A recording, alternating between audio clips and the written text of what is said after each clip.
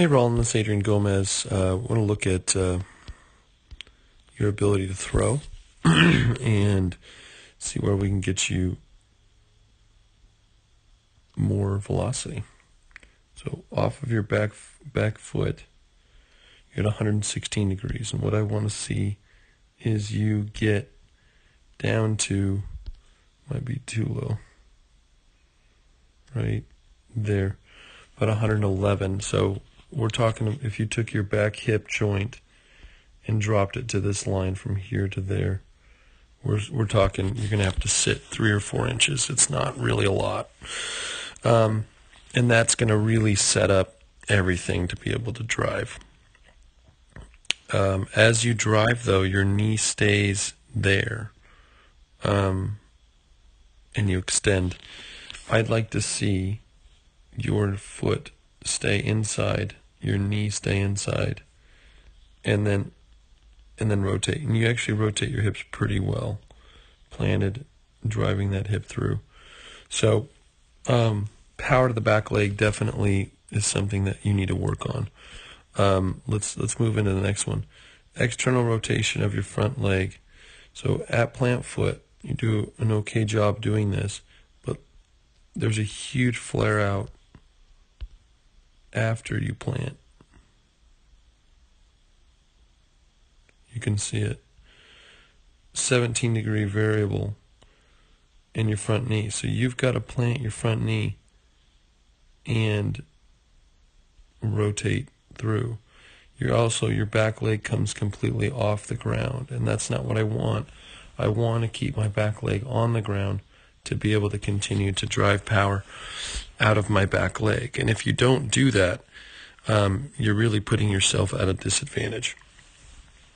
So leg comes up and your hips are rotating, but you don't have the stability of your lower half. You actually take that and you roll it into it. That looks pretty good. But that front knee is really going to throw your hips off, and that's what's really picking your leg up. So I want to fix that. Once you plant, let's look at this double angle at plant foot, or at foot strike. You're at 98 degrees. I would like to see you get 118 degrees. If you can get this foot, another foot and a half forward, you're going to be able to drive a lot further down the mound. I'd like to see good extensions there. So double angled, that needs to be worked on. And this is what is actually great. Your front knee actually retracts, and this is what we want. Your front knee retracts back this way, and your chest drives through, and that's exactly what we want. So that's fabulous. That front knee is good. Let's go into posture at ball release. Posture at ball release. So you start here.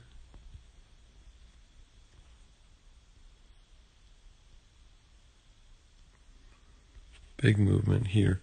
So your head actually moves quite a bit, and that's what I want to work on, is getting your head back a little bit here, so that when you drive through, I'm moving from here to there, driving through. Part of this is your knee, it's your head's having to compensate for your knee. So that's a pretty big variable with your head, and that's hard to throw strikes with that as well. So posture at ball release, I think you would be a B posture, and we just need to lock in that posture a little bit earlier. From an early rotation, we'll cover this later, but it's called the acromial line. So if you can work on this, I can see your elbow, your back, you're rotating a lot, and then you're having to rotate too much. There's just a lot of pressure on your shoulder and elbow when you do that, and I want to stay back longer, and this is what we're going to get into, is stacking. So you're leading with your hips, which is good, your butt. Your knee needs to be inside, your foot needs to be inside. so that when you're driving, you're not just staying there. You're driving early and your upper body's staying back. I don't want to see this too early because I can track this ball, number one, and number two, you're having to rotate a lot further than you need to. So you're adding to the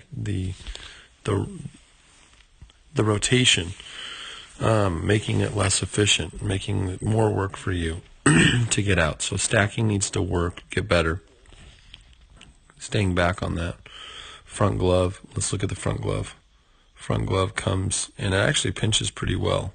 I like that. I'd like to see it just a tad bit higher up in here.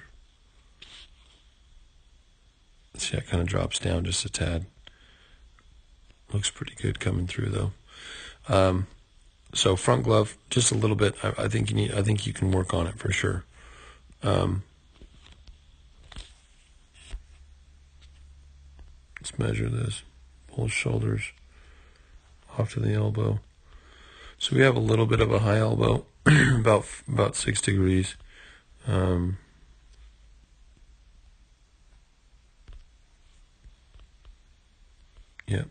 Okay, about 6 degrees. So when you come through, you can see the tilt of your chest, but then also the elbow comes up a little bit. I'd like to see the elbow come from here and rotate.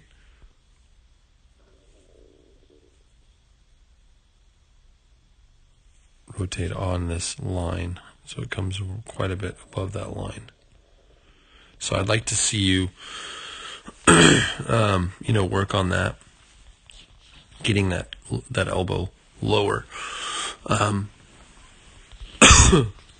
Looking at chest extension and ball release, your release point's right there.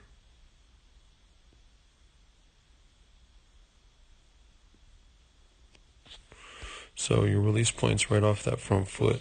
If I took it right off there, you're about an inch outside of your toe, and I'd like to push that even further. There's no reason why you don't throw further out there. The chest extension, I'm going to measure this off of your shoulder, about 38 degrees. I'd like to see you at 48 to 50 degrees.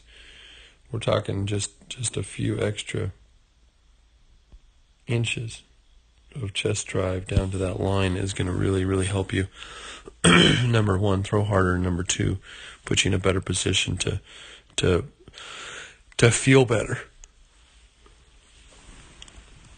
So let's look at the last one, last two. There's a acromial line, so I can see your whole back and your elbow. You're adding to that, so I want you to work on that acromial line. And then you can see that high elbow coming through. But watch this. So you have maximum external rotation here. And then watch the wrist go outside of the elbow. It's not too bad. You can see it fly from here. And there's a lot of pressure on that elbow right there. So I'd like to drive through with your chest. Your chest is an issue. So you're able to get all of that in the right time instead of your wrist flying way out of that elbow. So there's a little bit of a lag there, and that lag contributes to a lot of the stress on that elbow. So thanks for tuning in. I appreciate you being a part of the camp, and I'm excited to have you work on this stuff and get better.